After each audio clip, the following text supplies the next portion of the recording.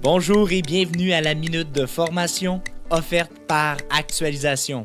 Cette semaine, nous allons voir les comportements antisociaux au travail.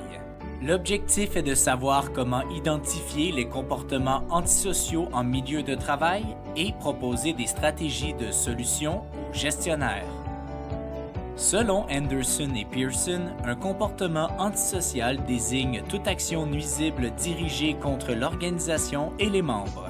Pour être considéré comme antisocial, le comportement doit dévier les normes formelles et informelles de l'organisation. Il existe deux catégories de comportements antisociaux. La première est la catégorie organisationnelle. Elle fait référence à des comportements antisociaux qui affectent directement l'organisation. À titre d'exemple, on a le sabotage, les vols d'équipement et le vandalisme. La deuxième catégorie est la catégorie interpersonnelle.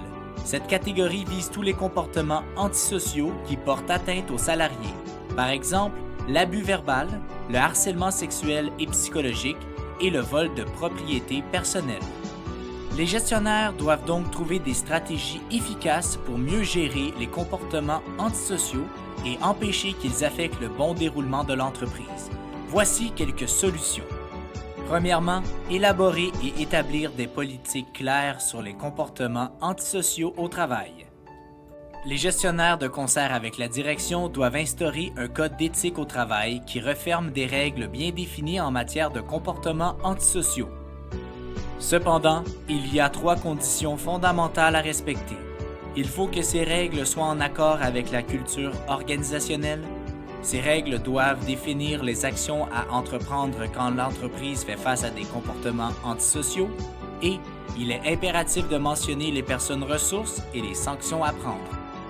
Deuxièmement, organiser des ateliers de sensibilisation et de formation à tous les employés.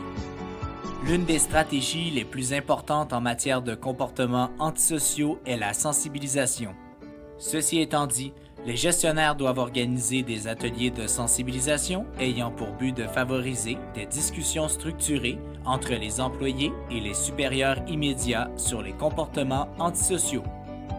Troisièmement, planifier et instituer des stratégies pour assurer un suivi. Il faut identifier les responsables du suivi, exiger de ces responsables des rapports et dresser un bilan sur l'application du plan d'action. En conclusion, nous sommes conscients que c'est difficile de trouver les causes en lien avec les comportements antisociaux dans une organisation. Néanmoins, il s'avère nécessaire aux gestionnaires d'être très proactifs. Mieux vaut prévenir que guérir. C'est ainsi que se termine la Minute de formation de cette semaine. On se donne rendez-vous la semaine prochaine. Rejoignez-nous sur notre site internet au www.actualisation.com ou contactez-nous au 514-284-2622. Actualisation, formation et conseils depuis 1970.